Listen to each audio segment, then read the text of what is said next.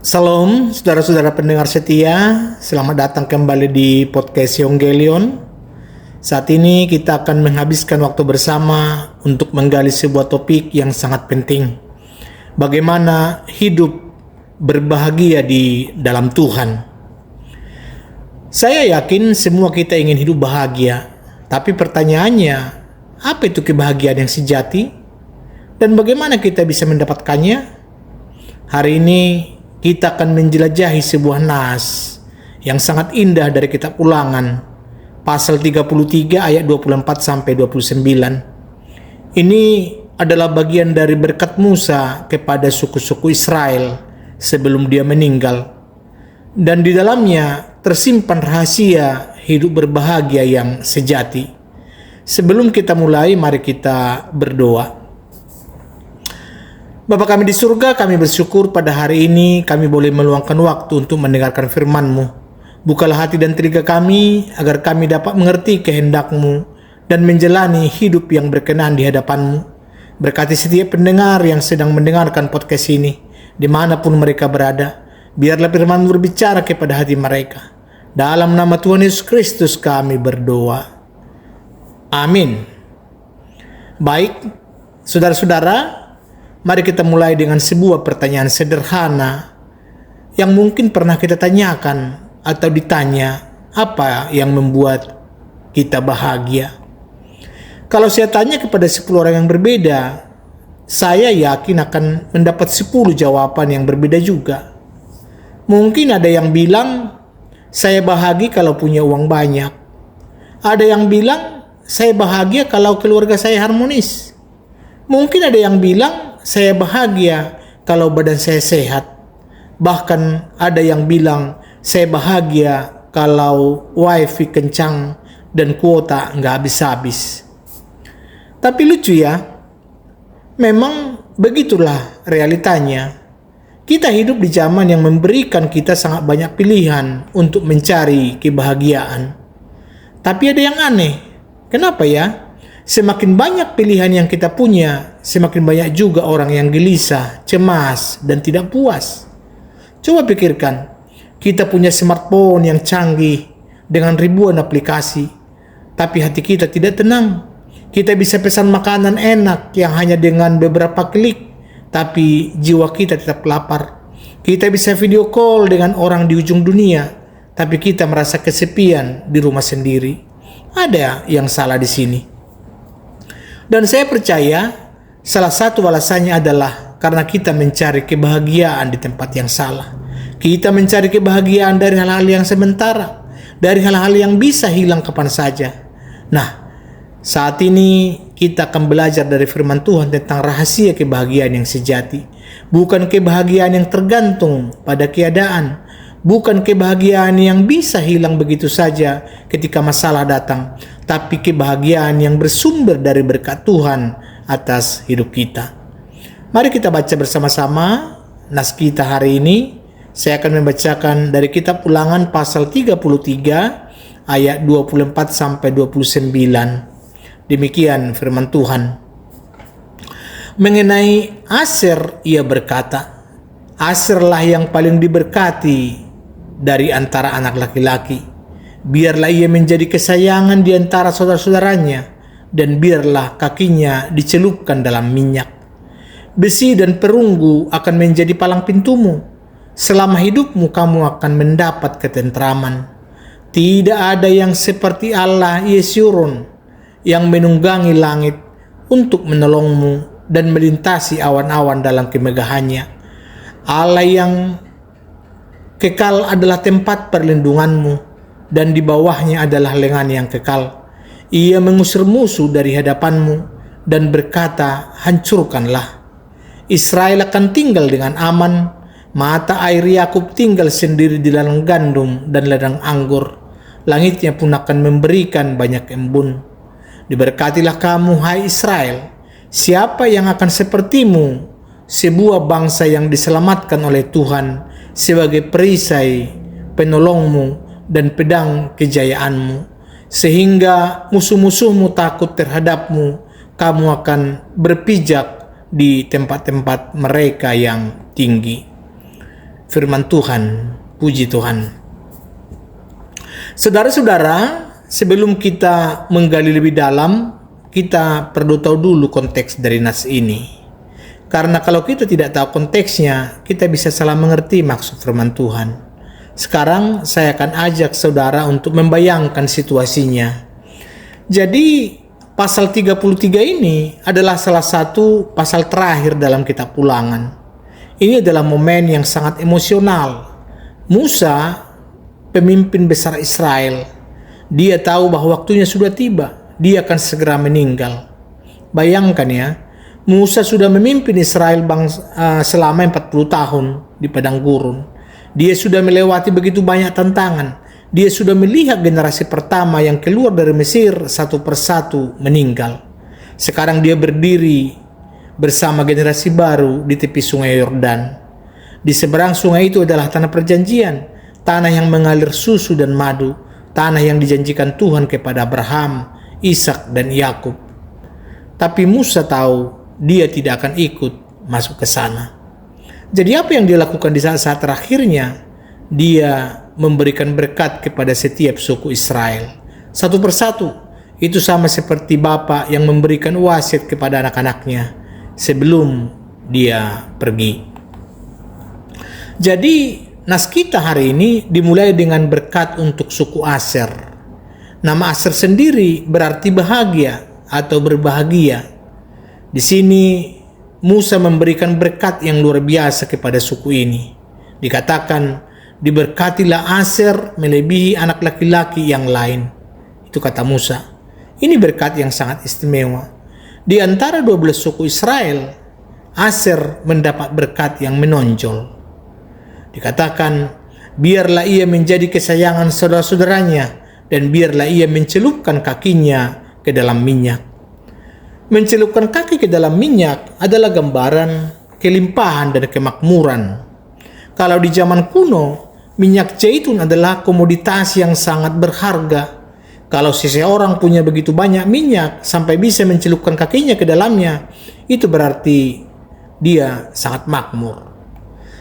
Tapi berkat untuk suku Aser bukan hanya tentang kemakmuran materi. Palang pintumu dari besi dan tembaga. Ini kata Musa. Ini berbicara tentang keamanan, perlindungan, dan kekuatan. Dan dikatakan, dan selama umurmu engkau diperkuat. Ini berbicara tentang kekuatan yang tidak berkurang, bahkan di masa tua. Lalu Musa melanjutkan dengan sebuah proklamasi yang sangat indah tentang Allah Israel. Dan inilah yang menjadi inti dari kebahagiaan sejati. Dikatakan, tidak ada yang seperti Allah, hai Yesurun. Yesurun ini adalah nama kesayangan untuk Israel, yang artinya adalah yang lurus atau yang jujur. Ini adalah nama yang penuh kasih sayang. Jadi Musa berkata, Allah kita yang mengendarai langit sebagai penolong kita. Allah yang dari masa purbakala adalah tempat perlindungan kita. Di bawah kita adalah tangan-tangan yang kekal. Jadi bayangkan gambaran itu saudara-saudara. Allah yang mengendarai langit, Allah yang berkuasa atas seluruh alam semesta, Dia adalah penolong kita. Allah yang kekal, yang sudah ada sejak masa purbakala, Dia adalah tempat perlindungan kita, dan tangan-tangannya yang kekal ada di bawah kita, seperti orang tua yang menopang anaknya yang sedang belajar berjalan. Kalau anak itu jatuh, tangan orang tuanya sudah siap untuk menangkap. Lalu Musa mengakhiri dengan sebuah pernyataan yang sangat kuat. Dikatakan, berbahagialah engkau hai Israel, siapakah yang sama seperti engkau, suatu bangsa yang dibebaskan oleh Tuhan, perisai pertolonganmu dan pedang kemegahanmu. Jadi Israel adalah bangsa yang berbahagia, bukan karena mereka sempurna, bukan karena mereka lebih baik dari bangsa lain, tetapi karena mereka dibebaskan oleh Tuhan, karena Tuhan adalah perisai mereka, karena Tuhan adalah kekuatan mereka. Saudara-saudara, inilah konteks dari nas kita. Ini adalah berkat Musa kepada Israel. berkat yang berbicara tentang kebahagiaan sejati yang bersumber dari Allah. Dan hari ini, berkat ini juga berbicara kepada kita, karena Allah yang memberkati Israel adalah Allah yang sama yang memberkati kita. Allah yang tidak berubah, Allah yang setia dari generasi ke generasi. Sekarang kita masuk ke bagian inti dari podcast kita hari ini. Kita akan melihat 3 hal penting yang Tuhan ajarkan kepada kita tentang hidup berbahagia di dalam Tuhan. Yang pertama adalah kebahagiaan sejati datang dari berkat Tuhan, bukan dari usaha kita sendiri. Dan mari perhatikan di ayat 24, dikatakan, diberkatilah Aser melebihi anak-anak laki-laki yang lain. Biarlah ia menjadi kesayangan saudara-saudaranya, dan biarlah ia mencelupkan kakinya ke dalam minyak. Perhatikan kata pertama, diberkatilah. Ini merupakan kata pasif. Artinya, Aser tidak memberkati dirinya sendiri. Aser diberkati oleh Tuhan. Ini penting sekali untuk kita pahami. Karena di zaman sekarang, ada begitu banyak ajaran yang mengatakan bahwa kebahagiaan itu tergantung pada usaha kita. Di sini kita diajar untuk menciptakan kebahagiaan kita sendiri, membangun kehidupan yang kita inginkan, menjadi tuan atas nasib kita sendiri. Dan memang usaha kita itu penting.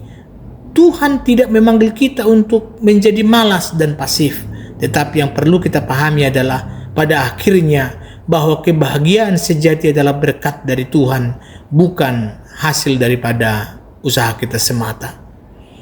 Saya ingat percakapan dari seorang pengusaha yang sukses. Dia punya beberapa perusahaan yang berkembang pesat. Dari luar hidupnya terlihat sempurna, rumah besar, mobilnya mewah, bisnisnya kelihatan lancar.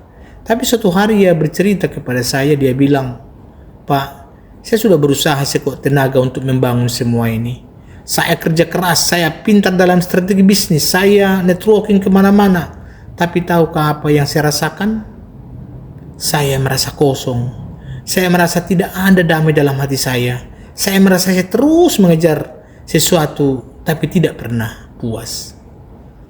Dan lalu saya tanya kepada dia, "Apakah Anda pernah bersyukur kepada Tuhan atas semua yang saudara punya? Apakah Anda menyadari bahwa semua kesuksesan Anda adalah berkat dari Tuhan?" Dia diam, lalu dia berkata, "Sejujurnya tidak. Saya selalu merasa semua ini adalah hasil kerja keras saya. Saya yang membangun, saya yang berjuang. Tuhan sepertinya tidak ada hubungannya dengan kesuksesan saya." Saudara-saudara, ini adalah masalah besar di zaman kita. Kita terlalu percaya pada kekuatan kita sendiri.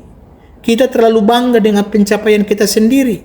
Kadang-kadang kita lupa bahwa setiap berkat dalam hidup kita, kesehatan kita, bahwa kekuatan kita, kesempatan kita, relasi kita, bahkan napas kita, semuanya itu adalah pemberian Tuhan. Itulah yang dikatakan Yakobus 1 ayat 17. Dikatakan dengan jelas bahwa setiap pemberian yang baik dan setiap anugerah yang sempurna datangnya dari atas, diturunkan dari Bapa segala terang. Jadi setiap pemberian yang baik itu datangnya dari Tuhan, bukan dari usaha kita sendiri. Sekarang bukan berarti kita tidak perlu berusaha, bukan berarti kita sudah duduk diam dan menunggu berkat turun dari langit. Tidak. Tuhan memberkati orang yang bekerja dengan tekun. Tuhan memberkati orang yang bertanggung jawab. Tuhan memberkati orang yang menggunakan talenta yang Tuhan berikan dengan baik. Tapi yang perlu kita pahami adalah sikap hati kita.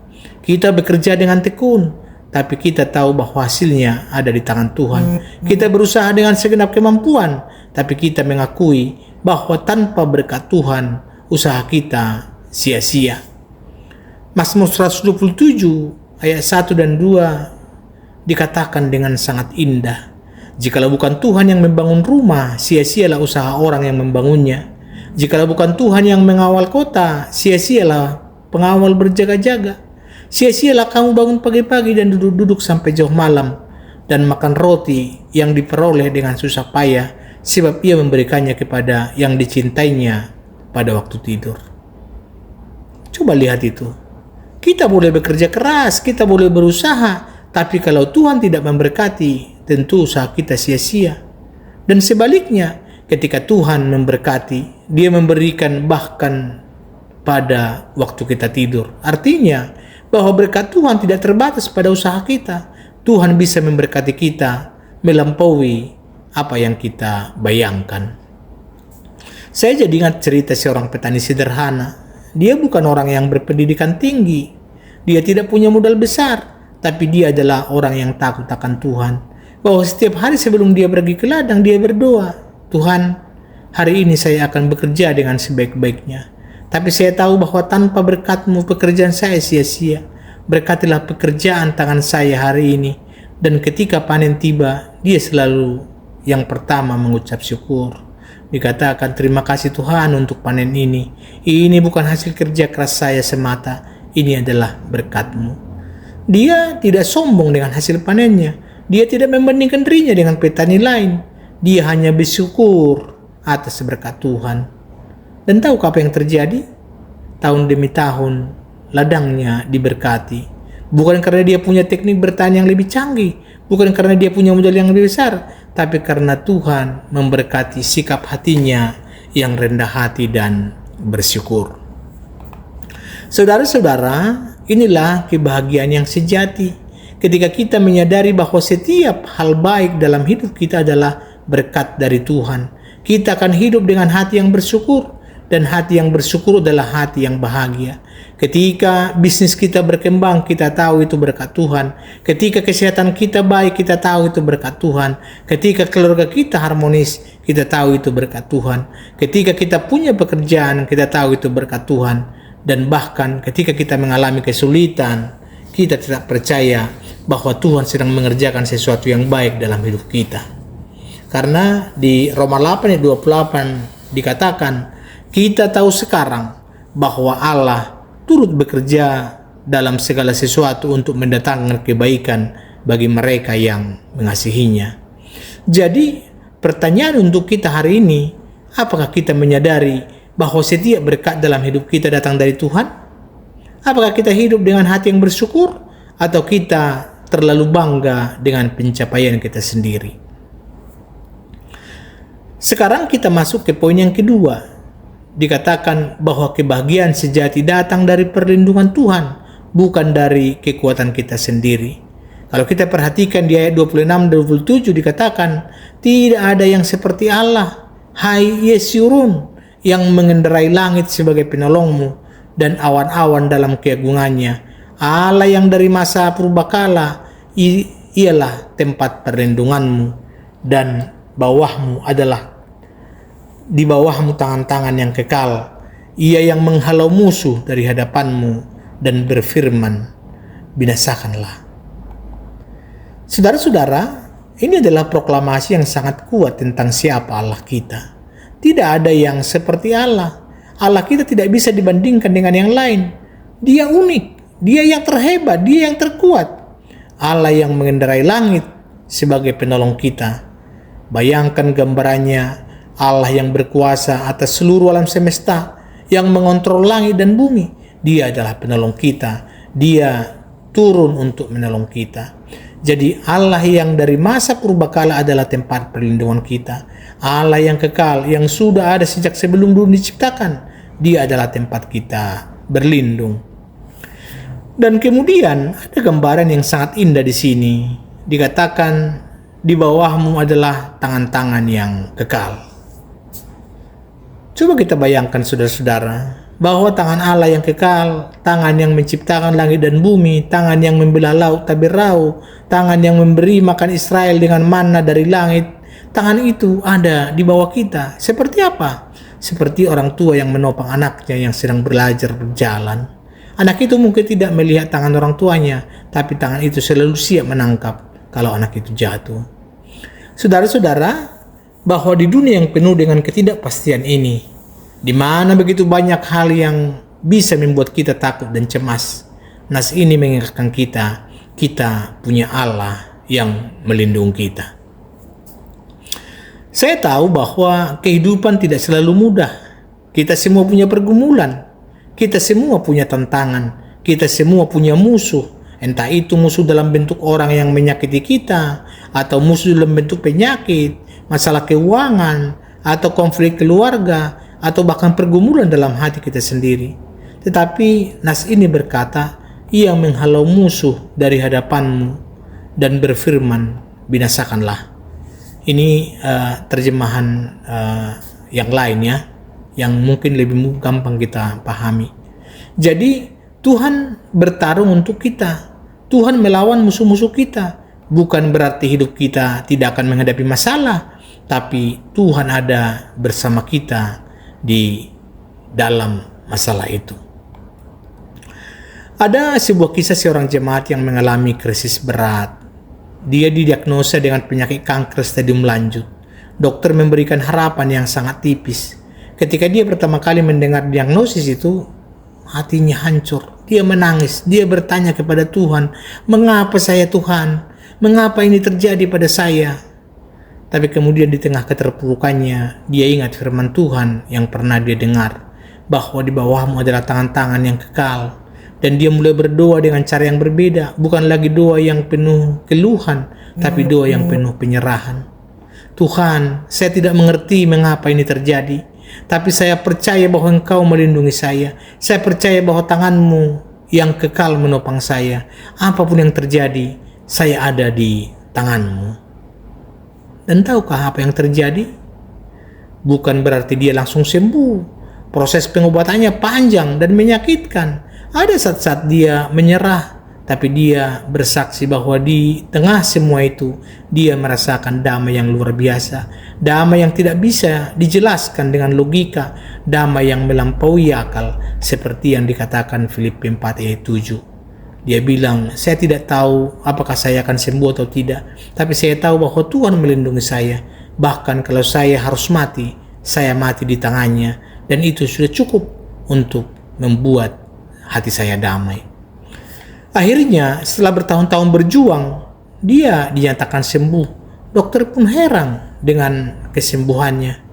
Tapi yang lebih menakjubkan dari kesembuhannya adalah sikap hatinya. Dia bilang, penyakit ini adalah berkat terselubung. Melalui penyakit ini, saya belajar untuk benar-benar bergantung pada Tuhan. Saya belajar bahwa kebahagiaan sejati bukan dari tubuh yang sehat, tapi dari hati yang damai, karena tahu bahwa Tuhan yang melindungi saya. Saudara-saudara, inilah kebahagiaan yang sejati. Bukan kebahagiaan yang datang karena hidup kita sempurna. Tidak ada masalah. Semua berjalan lancar. Tapi kebahagiaan yang datang karena kita tahu bahwa apapun yang terjadi, Tuhan melindungi kita. Seperti yang dikatakan Mazmur 23, sekalipun aku berjalan dalam lembah kekelaman, aku tidak takut bahaya, sebab Engkau besertaku. Jadi bukan dikatakan sekalipun aku tidak pernah berjalan dalam lembah kekelaman, tapi sekalipun aku berjalan, artinya kita akan menghadapi lembah kekelaman, tapi di tengah lembah itu kita tidak perlu takut karena Tuhan beserta kita.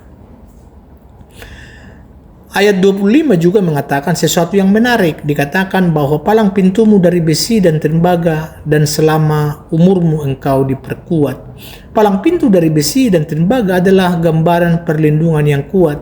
Kalau di zaman kuno, palang pintu adalah hal yang pertama yang harus dijaga untuk melindungi kota dari musuh. Kalau palang pintunya kuat, kota itu aman. Dan Tuhan berjanji palang pintu kita kuat, bahwa perlindungan Tuhan atas hidup kita kuat. Tidak ada yang bisa menembus perlindungan Tuhan. Dan selama umurmu engkau diperkuat. Ini adalah janji yang luar biasa. Bukan hanya dilindungi, tapi juga diperkuat. Kekuatan kita tidak akan habis, bahkan di masa tua. Bahkan ketika tubuh kita lemah, Tuhan akan terus memperkuat kita. Ini di Yesaya 40 ayat 29-31 dikatakan, Dia memberi kekuatan kepada yang lelah dan menambah semangat kepada yang tiada berdaya. Orang-orang muda menjadi lelah dan lesu, dan teruna-teruna jatuh tersandung. Tetapi orang-orang yang menanti-nantikan Tuhan mendapat kekuatan baru. Mereka seumpama raja wali yang baik, terbang dengan kekuatan sayapnya. Mereka berlari, tidak menjadi lesu. Mereka berjalan, tidak menjadi lelah. Saudara-saudara, apakah saudara sedang menghadapi musuh hari ini? Apakah saudara sedang bergumul dengan sesuatu yang membuat saudara takut dan cemas? Ingatlah, Tuhan adalah tempat perlindungan saudara. Tangan-tangannya yang kekal menopang saudara. Dia menghalau musuh dari hadapan saudara. Saudara dilindungi, saudara diperkuat. Bahwa kebahagiaan sejati datang ketika kita tahu bahwa kita aman di tangan Tuhan. Saudara sedang mendengarkan podcast Evangelion. Hari ini kita sedang membahas tentang hidup berbahagia di dalam Tuhan dari kitab Ulangan. Kita sudah membahas 2 poin. Yang pertama tadi, kebahagiaan sejati datang dari berkat Tuhan dan dari perlindungan Tuhan. Sekarang kita akan masuk ke poin ketiga yang akan menutup pembahasan kita. Sekarang kita melihat poin ketiga, dan inilah yang terakhir. Dikatakan bahwa kebahagiaan sejati datang dari memahami siapa kita di dalam Tuhan. Mari kita perhatikan ayat 28-29. Demikianlah Israel akan diam dengan tentram, mata air Yakub akan berada dengan aman di suatu negeri yang penuh gandum dan anggur baru. Bahkan langitnya akan menantikan embun. Berbahagialah engkau, hai Israel, siapakah yang sama seperti engkau, suatu bangsa yang dibebaskan oleh Tuhan, perisai pertolonganmu dan pedang kemegahanmu. Perhatikan ayat 29. Dikatakan berbahagialah engkau, hai Israel, siapakah yang sama seperti engkau? Ini adalah pertanyaan retoris, pertanyaan yang tidak perlu dijawab karena jawabannya sudah jelas. Tidak ada yang sama seperti Israel. Tapi mengapa Israel istimewa? Apakah karena mereka lebih baik dari bangsa lain? Apakah karena mereka lebih kuat, lebih pintar, lebih saleh? Tentu tidak. Israel istimewa karena satu alasan. Itu suatu bangsa yang dibebaskan oleh Tuhan. Mereka istimewa bukan karena siapa mereka, tapi karena siapa Allah mereka. Mereka istimewa bukan karena apa yang mereka lakukan, tapi karena apa yang Tuhan lakukan untuk mereka. Saudara-saudara, ini adalah kebenaran yang sangat penting untuk kita pahami. Identitas kita, nilai kita, kebahagiaan kita, semuanya bukan berdasarkan pada pencapaian kita, tapi berdasarkan pada apa yang Tuhan telah lakukan untuk kita. Di dunia ini, orang mencari identitas mereka dari berbagai hal. Ada yang mencari identitas dari pekerjaan mereka. Mereka mengatakan, ya saya seorang dokter, saya seorang pengusaha, saya seorang guru. Ada juga yang mencari identitas dari harta mereka. Dikatakan saya orang kaya, saya punya rumah besar, saya punya mobil mewah. Ada juga yang mencari identitas dari penampilan mereka. Saya cantik, saya tampan, saya modis. Ada yang mencari identitas dari prestasi mereka. Mereka mengatakan saya lulusan universitas terkenal, saya punya gelar tinggi, saya punya banyak penghargaan. Tapi semua identitas itu rapuh, saudara-saudara. Semua itu bisa hilang kapan saja. Pekerjaan bisa hilang, harta bisa habis, bahkan kecantikan bisa pudar, prestasi bisa dilupakan. Dan ketika itu semua hilang, apa yang tersisa? Kalau identitas kita dibangun di atas hal-hal itu, kita akan hancur ketika hal-hal itu akan hilang. Ini ada sebuah cerita seorang wanita yang sangat cantik. Dari muda dia sudah terbiasa mendapat pujian karena kecantikannya. Dia merasa percaya diri karena penampilannya. Identitasnya dibangun di atas kecantikan fisik. Tapi kemudian dia mengalami kecelakaan yang membuat wajahnya terluka parah. Setelah operasi, wajahnya memang bisa diperbaiki, tapi tidak seperti dulu lagi. Dan dia jatuh dalam depresi. Dia merasa tidak berharga lagi.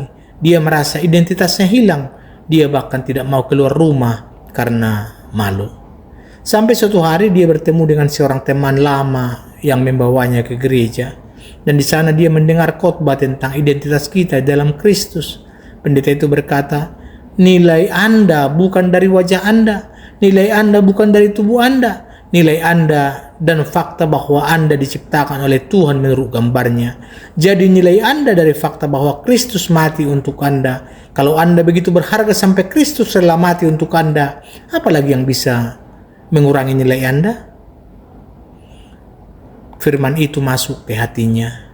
Dan perlahan-lahan dia mulai membangun identitasnya bukan dari penampilan fisiknya, tapi dari siapa dia di dalam Kristus. Dia adalah anak Tuhan, dia dicintai oleh Tuhan, dia ditebus oleh darah Kristus. Dia berharga di mata Tuhan. Dan ketika dia mulai memahami identitas sejatinya, hidupnya berubah. Dia mulai hidup dengan percaya diri ya. Bukan percaya diri yang datang dari kecantikan, tapi percaya diri yang datang dari mengetahui bahwa dia adalah milik Tuhan. Saudara-saudara, inilah kebahagiaan yang sejati. Ketika kita tahu siapa kita dalam Tuhan, kita tidak perlu mencari validasi dari orang lain. Kita tidak perlu membuktikan nilai kita kepada dunia. Kita tidak perlu bersaing dengan orang lain untuk mencari atau merasa berharga. Karena kita tahu kita adalah bangsa yang dibebaskan oleh Tuhan. Kita adalah anak-anak Allah. Kita adalah umat pilihannya.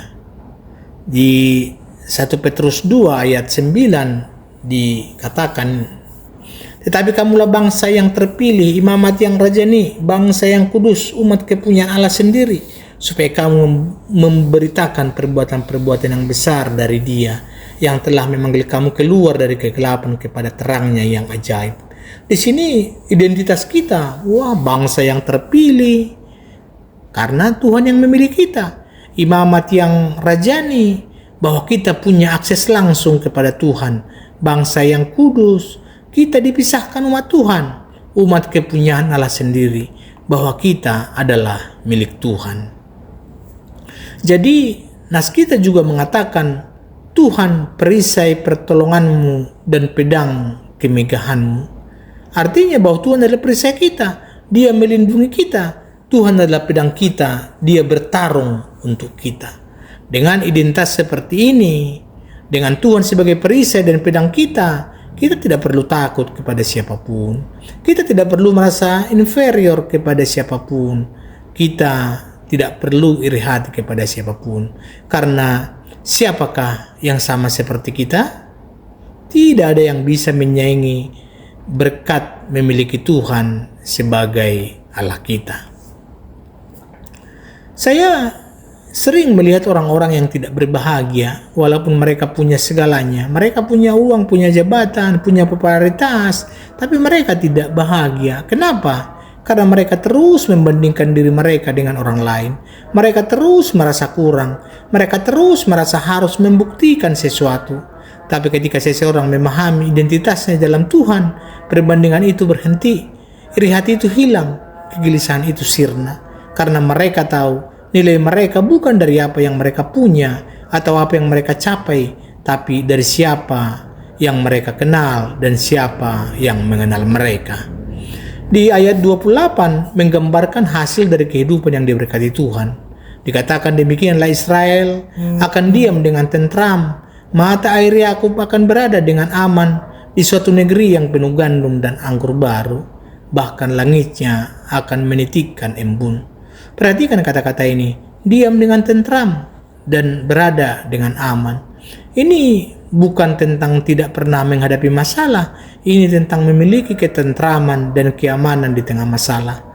Suatu negeri yang penuh gandum dan anggur baru, ini gambaran kelimpahan. Langit akan menitikkan embun, ini gambaran berkat yang terus turun. Ketika kita hidup dengan identitas yang benar di dalam Tuhan, ketika kita tahu bahwa kita adalah miliknya, kita akan mengalami ketentraman, keamanan, dan kelimpahan, bukan dalam pengertian duniawi, tapi dalam pengertian rohani.